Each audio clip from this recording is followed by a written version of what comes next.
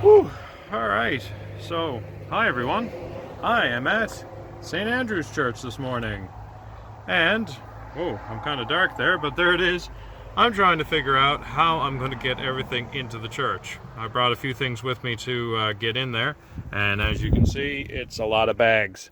And there's bags with everything in them, honestly. There's a bag with some stuff I got to give somebody. There's a bag with, I don't even know what this is. I don't know what that little bag is either. I know that's my church bag, and there's other stuff here too, but I got like at least 4 or 5 bags I gotta try and get into the church. That's why I came early, so that I could get it all in there before it gets in the way, because I mean, you got church. But it's going to be a bit of a task, because I mean, I don't want to bother anybody, and I mean, like, I'm perfectly capable. I can manage this. So I mean, let's see, all right, well, first we'll start by just put this bag like on your arm like that, and then I can get a little blue bag. He's only small on the end of the arm there, and oh, but I gotta still record too, and I don't want to stop recording. I want to get all this done at once, right? So, well, I could hook another bag over this arm. Then once I could just switch hands with the video, and I could. What do you think? Could I manage? Could I get one? I get one with my foot. I'll just try that. No, this is not gonna work. No, I don't think this is gonna work.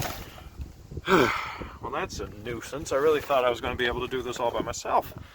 I mean, I am perfectly capable of doing these things. I mean, it's not like I'm a little, like I don't have little arms, and I'm very capable. I'm very smart about this. I'm sure I can figure out a way to do this.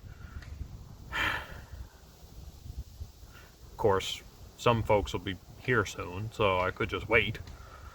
I could give the bag with the readings and the bulletins to one of my members here, and I could hand off the bag with the stuff in it to somebody who'd probably take it home anyway to use, and I carry my own robes and stuff, and I mean, then I'll be done the video, so there's that too. Huh. You know, it's funny. Our readings kind of talk about that this week a little bit. It's funny that I should even bring this up at all, because in our readings this week it talks about how sometimes you can't carry the whole load by yourself. Sometimes you have to be able to share. And that's true. I mean, in a lot of cases, I mean, sometimes you can't do everything. I mean, let's face it, guys, as talented as you all are and as amazing as you all are, sometimes we can't do everything, especially if we're on a team or especially if we're by ourselves.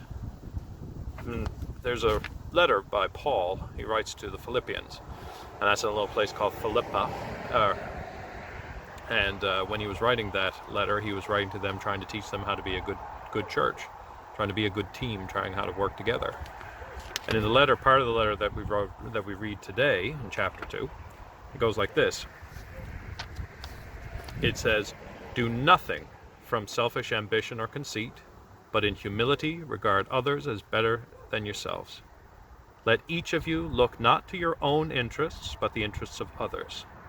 Let the same mind be in you that was in Christ Jesus, who, though he was in the form of God, did not regard equality with God as something to be exploited. He emptied himself, being born into human likeness, and he humbled himself and became obedient." Like, it's the idea that even though we sometimes think we're everything to everyone, sometimes we think we're the best thing ever, we got to be humble. That's a fancy way of basically saying recognizing you can't do everything, guys. You can't do everything by yourself. You are very talented, you're very gifted, all of you can do very different things. Even I got a bunch of stuff I can do too, but sometimes, just like these bags, you can't do everything by yourself. Sometimes you got to recognize that other people can help. Other people have talents that might be perfect for what you need. Some people are teachers, preachers, singers, dancers. Some people are good at sports. Some people are good at drawing. Some people are good at writing. Some people are good at math. Some people are good at haircuts. I might need one soon. The point is that everybody has gifts, and we don't have all of them at once. And we have to recognize that sometimes we have to use our gifts together to make things work. You know, it's like batteries. Like, sometimes you might have a toy or a tool or something that needs a few batteries. And I mean, batteries are great. They provide electricity. Some are rechargeable. But sometimes one isn't enough. Like one battery is not going to run a whole toy. Like if you had a toy that, let's say, takes 5 or 6 of them, I mean, it's not going to be good enough to run it by itself. I mean, one battery is not going to be as good as 6. And 2 even might give a bit of extra electricity, but it's not going to be enough. When you get to like 3 or 4 and the number that you need, let's say you needed 4, all of those batteries working together provide just enough power, just enough talent, just enough everything to make everything work just as it's supposed to. Well, it might be in my best interest to wait for some more batteries to come in order to make this all work. But what I want you guys to remember too is that each and every day that you're out there, whether you're at school, whether you're in your teams, whatever they may be, when things get back to normal and you start working together on stuff, remember you can't do everything alone. You have so many talents and so many gifts. Focus on the ones you got, and remember that you are not the be-all, end-all. You are not the one person who can do everything. You have gifts that can add to others, and they have gifts to add to you. And together, if you work together, you can bring things out. Reminds me of the gospel, actually. Our gospel this week talks about 2 sons.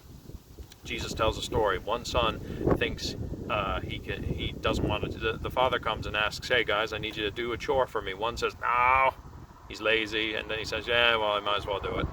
Dad asked me to."